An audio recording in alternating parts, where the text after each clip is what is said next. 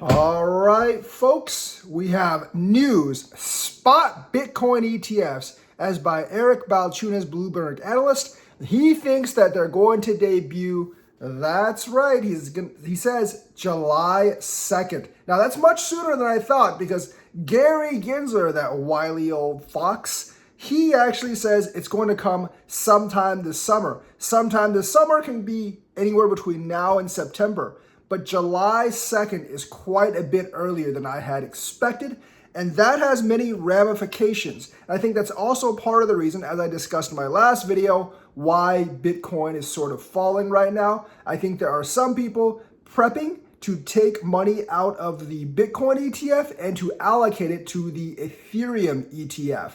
And I think they were going to do it later this summer, but since the first Bitcoin ETF might be debuting in less than half a month, then they're going to do it right now. They have maybe 11 business days to actually get this stuff in. You know, the weekends don't count, obviously, and it's going to debut right before July 4th, Independence Day weekend, so they have their work cut out for them. So yeah, be aware of that.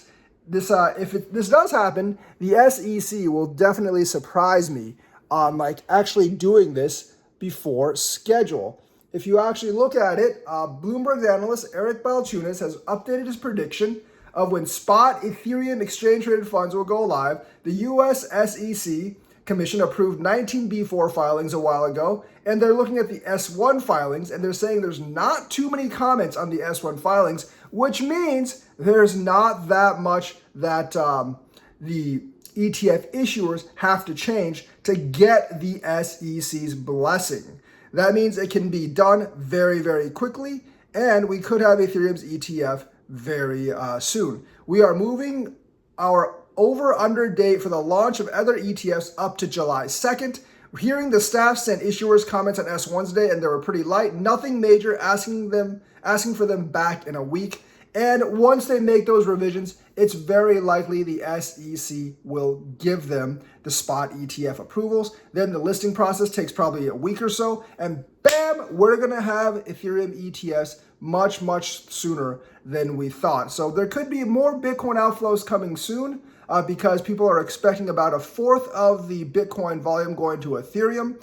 Obviously, that's not all going to come out from the Bitcoin ETF, but I bet some of it will be coming out from the Bitcoin ETF. So maybe a little bit of a market dip before then, but I do believe it'll revive back up. The Ethereum ETF obviously does not have the same effect as the Bitcoin ETF on the rest of the market price. It should have a positive effect on the ERC20 ecosystem, but it might actually have a negative effect on crypto overall because some of the funds from the Bitcoin ETF are going to outflow to make up for the Ethereum ETF.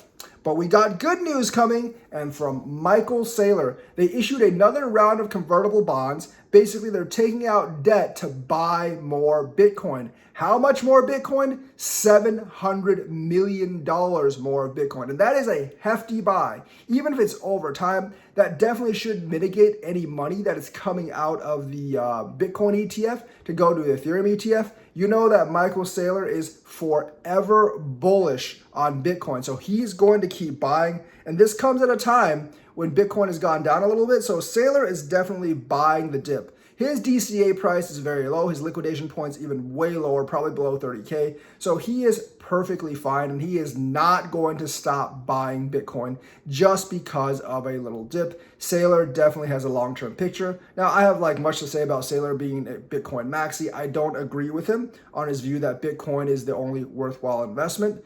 And I don't really think Bitcoin has too many advantages over anything else besides being the first coin. So that's actually really good news from Michael Saylor, and that could actually result in a Bitcoin surge, and depending on how quickly he buys the Bitcoin. Now, I don't really know how much Saylor buys over OTC versus how much he actually buys off the open market.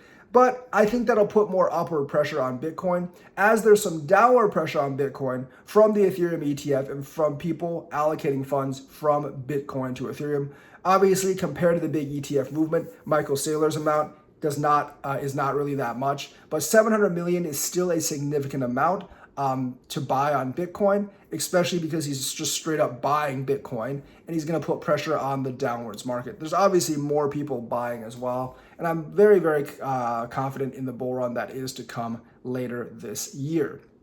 Now we got to talk about a major Coinbase delisting, and that happens in the form of Enjin. I was pretty hyped up on Enjin last bull run, but that was a bull run ago when Enjin was new and fresh.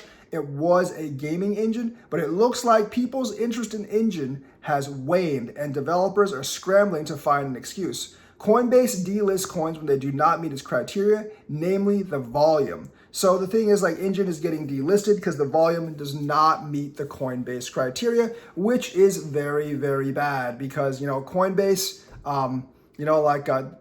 they want fees from the coins and they don't want to maintain coins in pairs if they're not making money from the coins in pairs. And Enjin has fallen off that map, which means no one's interested in Enjin anymore. There's no more money coming in and they might have trouble funding future operations. If you are in Enjin, you might want to look to reallocate your funds to other projects. Your Enjin coins will be on Coinbase for a while, but you should withdraw them because eventually they are going to turn it off completely. So bad news for Enjin holders, but this happens all the time. If they actually get activity again, Coinbase could easily relist them. So that's the news for the Coinbase delisting. That's the news for today. Let me know what you think. Like and subscribe, hit that bell notifications button. Thank you and have a nice day.